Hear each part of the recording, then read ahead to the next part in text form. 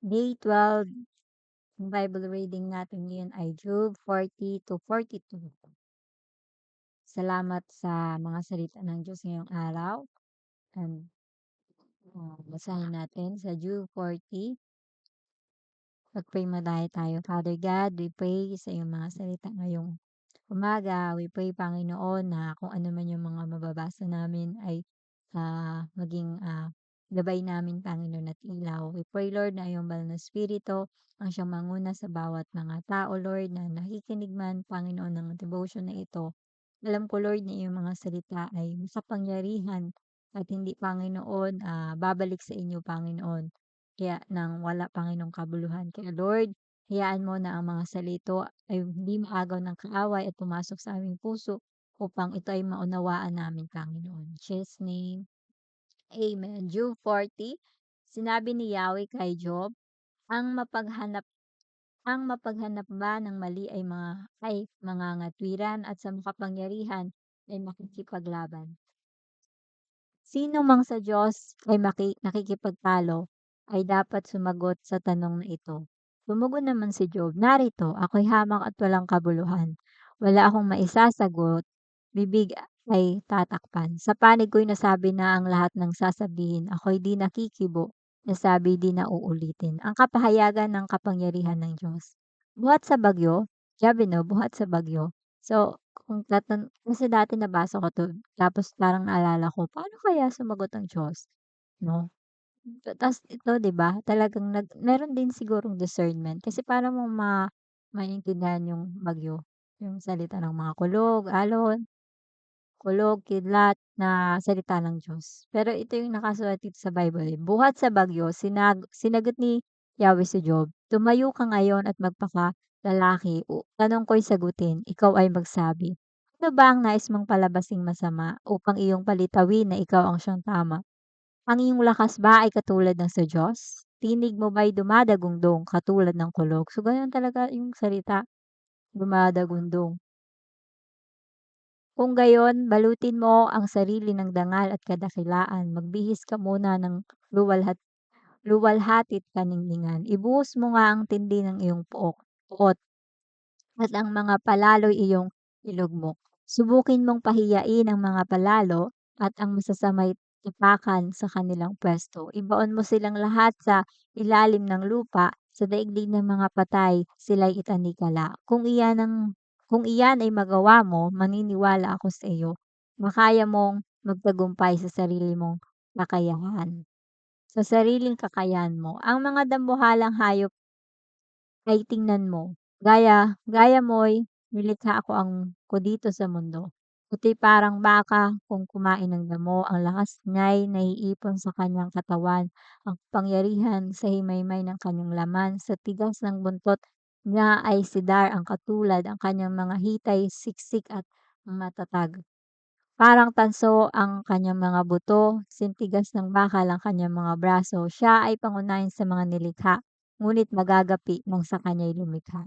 Siya ay nanginginain doon sa mga bundok, doon sa tirahan ng kapwa niyang hayop. Siya'y doon lumalagi sa ilalim ng tinikan, nakatago sa gitna ng mga talahib sa putikan. Sanga ng mga puno ang sa kanya'y tumatakip. Sa kanya'y nakapaligid sa tabi nitong batis. Hindi siya natatakot. Lumabas man ang agos, ang Jordan man ay lumalim, mahinahon pa rin kung kumilos. Siya kaya ay mahuli sa pamamagitan ng bingwit? Makuha kaya siya sa ilong sa pamamagitan ng kawit? Mahuli mo ba ang mga Leviathan? Ito yung dambuhalang halimaw na parang crocodile. Sa pamamagitan ng mga pamingwit, maitatali mo ba ang mga dila nito sa pamamagitan ng lubid?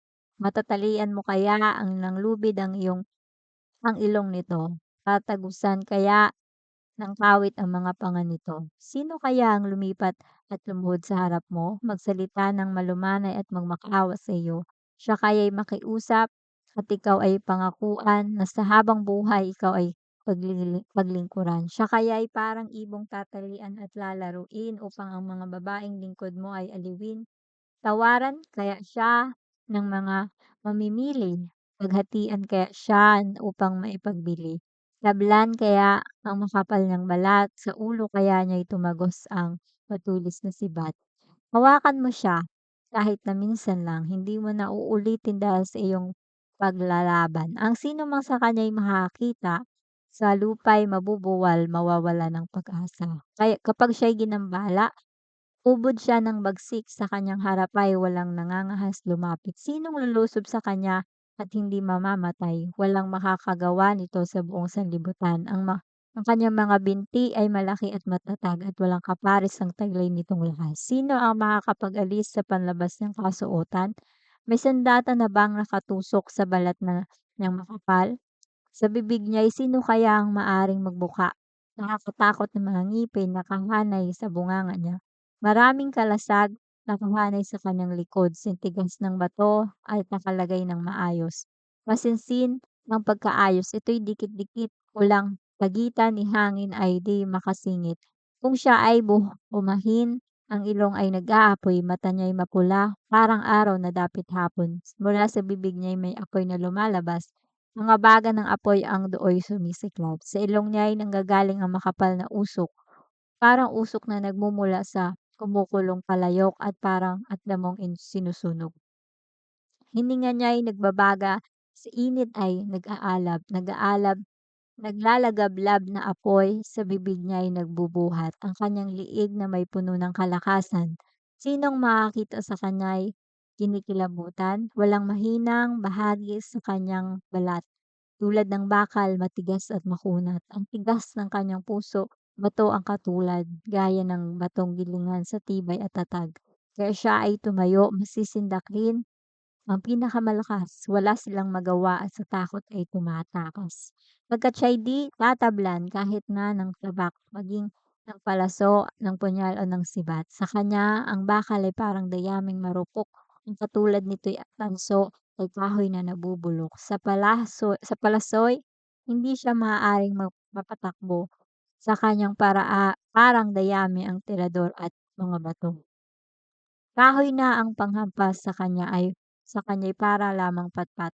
Tumatawa lamang siya kapag siya'y sinisibat. Kaliskis ng kanyang tiyan ay napakatalas. Sa putik na daanan nag-iiwan ng mga bakas. Kaya niyang pakuluin ang malalim na tubig. Hinahalo niya ang dagat na parang palayok ng langis. Ang kanyang madaan ay kumikislap sa liwanag. Ang akala mo sa tubig, puting buhok ang katulad. Dito sa daigdig ay wala siyang katulad pagkat siya'y walang takot, hindi nasisindak. Sa lahat ng mga hayop ay mahababa ang tingin niya. Sa kanilang lahat, ang naghahari ay siya. Last verse ng Job. Kinilala ni Job ang kanyang pagkakamali. Ito naman ang sagot ni Job kay Yahweh. Alam kong ang lahat ng bagay ay kaya ninyong gawin. Walang makakapigil sa lahat ng iyong balakid. Tinatanong ninyo, sino akong nangahas na kayo'y pag-aalinlanganan, gayong ako na may walang nalalaman. Grabe 'no, ito yung salita ni Job na totoo naman na minsan nag-aalinlangan tayo sa mga bagay, sa future, sa kakayanan ng Diyos na kayang gawin sa buhay natin. Pero wala naman tayong alam kung ano yung mga prepare ng Diyos sa atin. Nagsasalita ako ng mga bagay na di ko naunawaan, ng mga hiwagang di abot ng aking isipan. Sinabi ninyong papakinggan ko ang inyong sasabihin at ang iyong mga tanong ay aking sasagutin. Nooy nakilala ko kayo dahil sa sinabi ng iba. Subalit ngayon nakita ko kayo ng sarili kong mga mata. Kaya ako ngayon ay nagsisisi, ikinahihiya lahat ng sinabi, sa alabok at abo ako ay nakaupo. Pagkasabi nito kay Job, si Eliphaz na Timenayo naman ang hinarap ni Yahweh. Sinabi niya, matindi ang galit ko sa iyo at sa dalawa mong kaibigan, sapagkat hindi ninyo sinabi ang katotohanan tungkol sa akin tulad ng ginawa ni Job. O, di ba? Kung makikita natin, yung mas ano pa din ang Diyos kay Job kaysa doon sa mga kaibigan niya. Kaya ngayon, kumuha kayo ng 7 toro at 7 tupa, dalhin ninyo ito kay Job at sunugin bilang handog. So, gano'n dati yung maghandog 'no, mga hayop.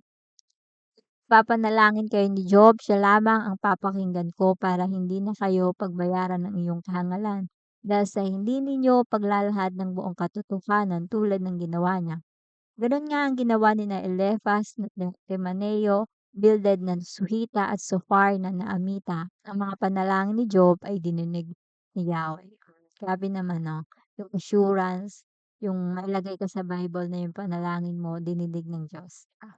Ibinalik ang dating kabuhayan ni Job. Ang kabuhayan ni Job ay binalik ni Yahweh na dati nang ipanalangin nito ang tatlong kaibigan. So dito natin makikita kung kahit ano man yung nawala sa'yo, kayang ibalik ng Diyos sa isang iglap lang. So kung nawala yung mga bagay, ari-arian ni Job, pamilya ni Job, sa isang iglap lang, sa isang araw lang, kaya yung ibalik ng Diyos kasi siya ang may kontrol ng lahat ng bagay. So kung titingnan natin dito sa buhay ni Job, paano kaya siya makaka-recover 'no?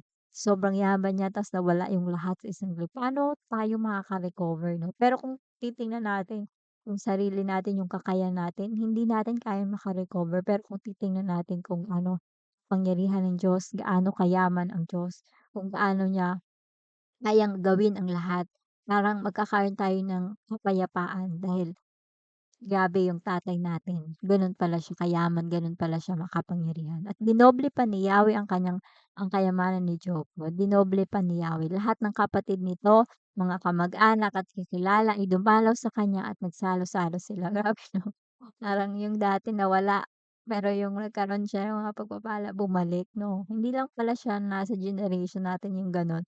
So, kahit sa panahon pa ni Job may gano'n na din talaga na minsan, madalas 'pag meron ka, madami kang kaibigan, pero 'pag wala ka, nawawalan ka din ng mga tao, which is biblically true, 'no?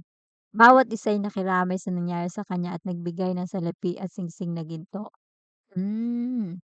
So yun pa ito pala, 'no, bumalik sila para tulungan siya. Ito yung naging dahilan din, ito yung ginamit ng Diyos, 'no? Ang mga huling araw ni Job ay higit na pinagpala ni Yahweh, binigyan niya ito ng 14,000 tupa. So, dati kasi 7,000 eh, 6,000 kamelyo, 2,000 baka at 1,000 inahing asno.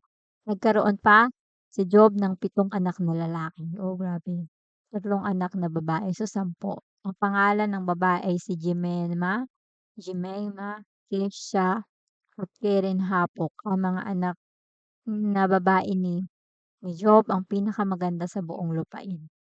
Pinamanahan niya ang mga ito tulad ng anak na lalaki. Si Job ay nabuhay pa ng 140 taon.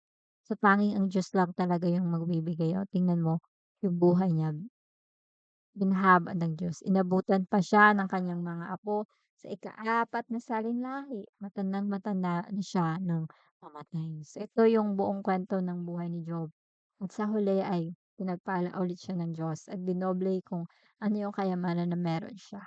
So, tunay na ang Diyos, yung mga suffering natin, problema natin, hindi doon nagtatapos. After nun, nakalaan ng Diyos na reward. After nun, meron nakalaan Diyos na ah, ah, pagpapala para sa atin. Kasi napagtagumpayan natin. Hindi lang napagtagumpayan natin yung mga problema natin sa pamamagitan ng sarili nating lakas, kundi pinagtagumpayan ng Diyos. Napagtagumpayan natin dahil kasama natin ang Diyos. Kaya nga siguro 'no, parang hindi din ano ang Diyos na bigyan tayo ng problema kasi nandoon na yung sagot, eh. 'Pag binibigyan tayo ng problema, nandoon din yung sagot ng Diyos.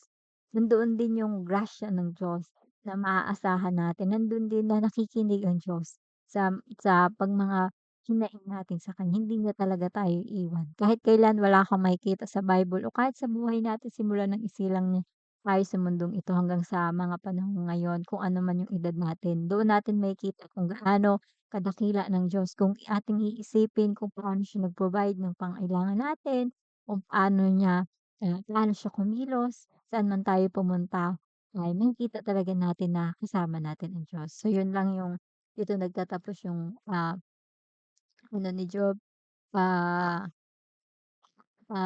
Book of Job hanggang 1 to 42. So manalangin tayo. Father God, salamat sa iyong mga salita sa buhay ni Job. Salamat Panginoon dahil tunay Lord, wala kaming maipagmamalaki sa iyo.